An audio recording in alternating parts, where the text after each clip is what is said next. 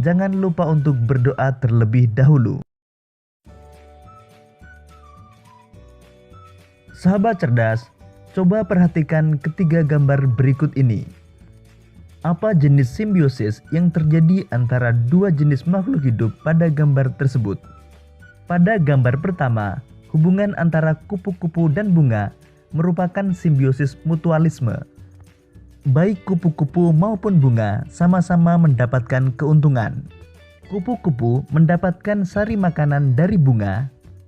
Bunga juga diuntungkan karena keberadaan kupu-kupu membantu bunga dalam proses penyerbukan.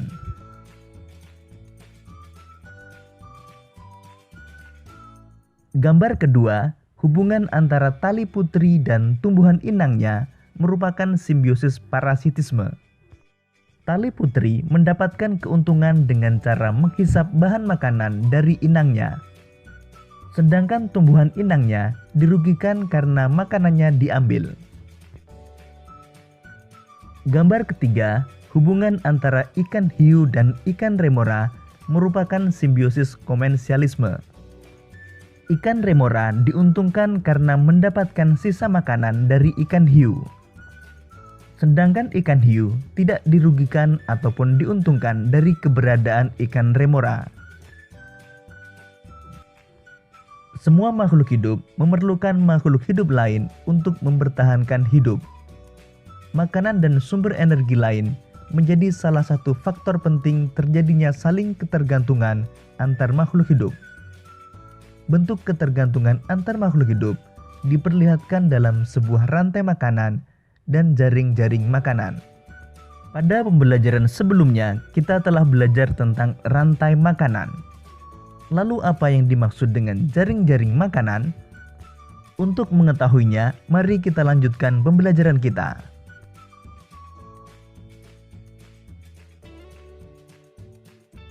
Rantai makanan dan jaring-jaring makanan. Ketergantungan antar makhluk hidup dan lingkungannya menjadi bagian dari kehidupan di dalam sebuah ekosistem. Tumbuhan mendapatkan energi dari matahari. Hewan mendapatkan energi dari tumbuhan atau hewan lain yang memakan tumbuhan.